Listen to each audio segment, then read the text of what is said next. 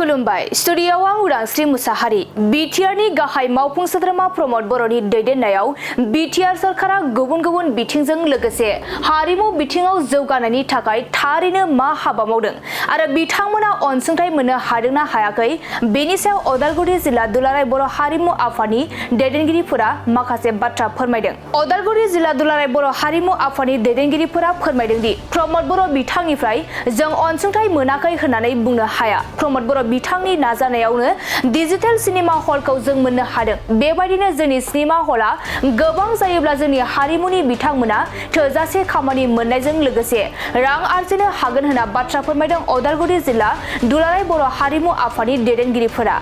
आरोबाव बिथांमोना फोरमायबावदों दि हारिमुखौ जुदि फोथांनानै लाखिनो हायाब्ला जोंनि बर' हारिया गोमालांगोन। सिगांनि सरखारनिफ्राय जों जेबो अनसुंथाइ मोननो हायाखैमोन, नाथाय आथिखालनि बिटिआर सरखारनिफ्राय जों गोबां अनसुंथाइ मोननो हादों। आरो प्रमद बर' बिथाङा हारिमुखौ जौगाहोनायनि बाथ्रा बुंनायजों लोगोसे बिथाङा हाबाबो मावदों। लोगोसे बिथांनि नाजानायावनो जों खाम सिफुं सेरजा बायदि गाननाय जोमनायफोरजों लोगोसे जानाय लोंनायफोरखौबो जायटेक मोननो हाबाय। आरो बेफोरखौ फोथांनानै लाखिनोब्ला बिटिआर सरकारा खाम सिफुं सेरजा दामनायखौ फरायसालि कलेजफोराव आयदा हिसाबै सोनानै होनानै फोरोंनो हायोब्ला हारिमुआ गोजौ फारसे जौगालांगोन होनना बाथ्रा बुंथिदों उदालगुरि जिल्ला दुलाराय बर' हारिमु आफादनि दैदेनगिरिफोरा। बेनि अनगायैबो उदालगुरि जिल्ला दुलाराय बर' हारिमु आफादनि दैदेनगिरिफोरा हारिमुनि बेलायाव मा मा बाथ्रा बुंथिखो फै जों आबुङै मिथिना लानि। गिबियावनो खुलुमबाय बड'लेण्ड बुब्लि रादाबनिसिम।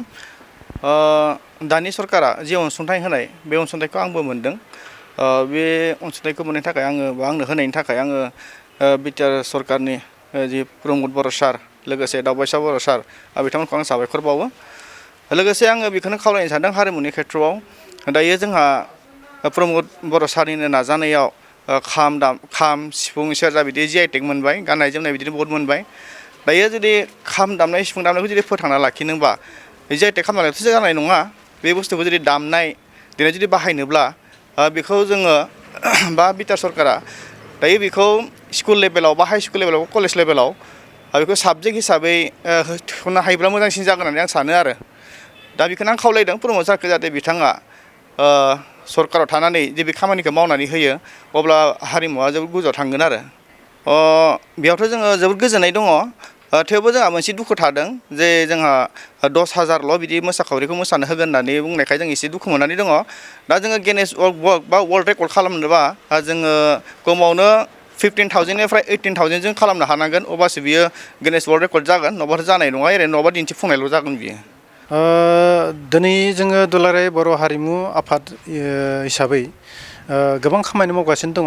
आरो जोंनि बे जिथु बर'नि जि हारिमु मोसानाय दामनाय देनाय आरो दोरोङारि मोनफ्रोमबो जिखिनि जोङो जाय दामजुखौ दामोब्ला बे दामजुखौ दामनाय लोगो लोगोनो बर'नि बे दामजु आरो बर'नि दामजुखौ दामनाय लोगो लोगो बे बर' सुबुं बेखौ सिनायथि मोनो बेजोंनो। आरो बिनि थाखायनो जों दिनै दामनायनिफ्राय लानानै मोसानायनिफ्राय लानानै मोनफ्रोमबो मेथाइ रोजाबनायनिफ्राय लानानै दिनै दुलाराय बर' हारिमु आफादा खामानि मावगासिनो दङ। आरो बेखौ गुवार लेभेलावहाय मुलुग दरबारावहाय जों सिनायहोनो थाखाय आरो बिनि खामानिखौ जोङो आफाद हिसाबै मावगासिनो दङ।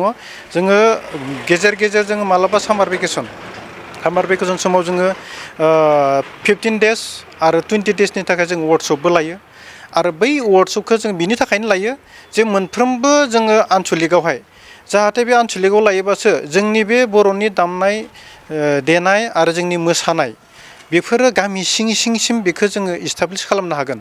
आरो बेखौ जोङो मोनफ्रोमबो बर'नि गामि सिंल' नङा, बर'नि न'खराव दि बर'नि दोरोङारि मोसानाया मा, बागुरुम्बाया मा आरो दावस्रि देलाय मोसानाया मा, बिनि गासै बेनि बिथिंखौ गासै न'खर साफ्रोमबो बर'नि फिसायावहा गोरबोआव हाबजोबनांगोन बियो।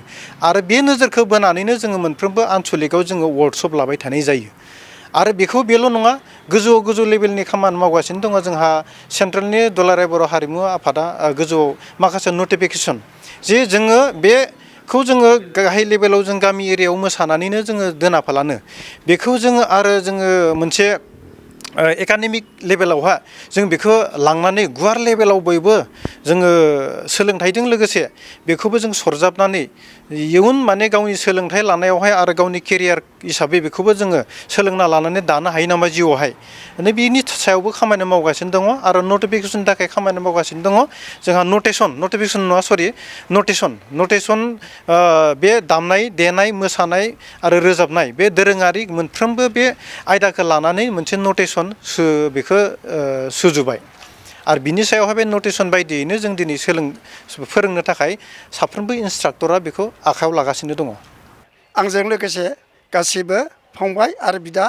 आरो आंनि उन्दै जोलै मानसिफोर दायो जेनेबा जोंहा नैबे प्रमद बर'नि सरकारावहा जेनेबा माबाफोर मोनसे अनसुंथाइ मोनदों नामा बेखौ जोंहा सोंगिरिफोरा सोंनायलाय आं बुंनो सानदों प्रमद बर'निफ्राय आं मायथाइखौ गोसोआव गैया आं प्रमद बर'निफ्राय खनसे मोनबाय 25,000 खनसे मोनबाय 15,000 बे खननैखौ मोनदों आरो इयुनाव आंनि बेबायदि खाथि बानायनो थाखाय आङो प्रमद बर'निफ्राय आरोबाव फिन बिदि एसे एनै अनसुंथाइ मोनगोन आं बेखौ आसा फारिनो नैबे दा सोलिबाय थानाय इउ पि पि एल सरकार प्रमद सारनि जानायखौ दैदेननाय सरकार बिनिफ्राय अनसुंथाइ मोनाखै होननानै बुंनो हाया बिथांनिफ्राय जानाखि एसे एनै अनसुंथाइ मोनदों दा बिनि गेजेराव आंबो सासे उदालगुरि डिस्ट्रिक्टनि दुलाराय बर' हारिमु आफादनि रांगिरि बा ट्रेजारार आंबो मोनदों नैबे दाख्लै थांनाय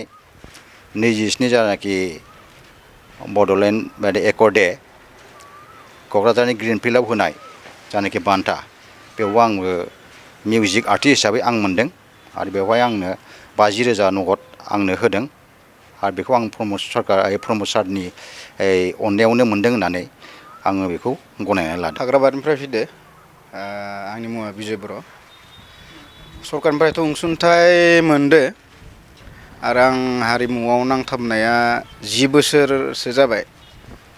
खुलुमबाय आङो बिटिआर सरकारनिफ्राय अनसुंथाइ मोनदों।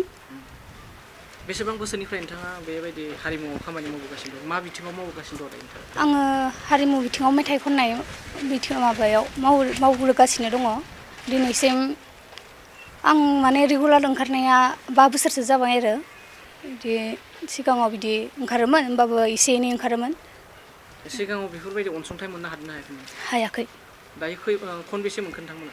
आङो खनसे जादों। औ माबे माबाखौ मोनखो नोंथाङा बेसेबां मदद होदों नोंथाङा? 2023 मायथाइयाव मोनदों आङो अनसुंथाइखौ 10,000 रां। मोननाया आंबो मोनदों जोंनि बिटिआर सरकारनिफ्राय एसे अनसुंथाइ मोनदों बेनिफ्राय दा माखासे इयुन जोलैफोरा मोनाखैबा बिथांमोननि थाखायबो एसे माने सरकारा एसे नायनानै नोजोर होनानै बिथांमोननोबो एसे सहाय होनायखौ आंबो लुबैयो आरो नोंथाङा बेसेबां बोसोरसोनिफ्राय बे हारिमुआव खामानि मावो? आं 8-10 बोसोरसो जाबाय आरो आं लोगोसे हारिमुआव थियाटारावबो थाबोनाय बेनिफ्राय सिनेमाबो खालामदों एलबामबो खालामदों बिदिनो आरो दंबावो आरो माखासे एसे आंनि मुङा जुनिमा बसुमतारी गामिया जाबाय 1 नं नलबारि डिस्ट्रिक्ट उदालगुरि एक्चुअली आङो एसे उन्दै समनिफ्रायनो हारिमुआव नांथाबनानै दंमोन क्लास 7-8 निफ्रायनो आं बेबायदि नांफानानै दङ बेराफारसे हारिमुजों लोगोसे आङो क्लासिकेल आयदायावबो नांथाबनानै दंबोयो आरो क्लासिकेलाव आङो दिनैसिम निपुन कमप्लिट खालामनाय जाबाय मास्टार डिग्री आरो बेनि उनावहाय आङो अल इन्डिया रेडिअ आर्टिस्ट हिसाबै आङो 2018 आवहाय सासे एप्रुभ आर्टिस्ट महरै गनायजादों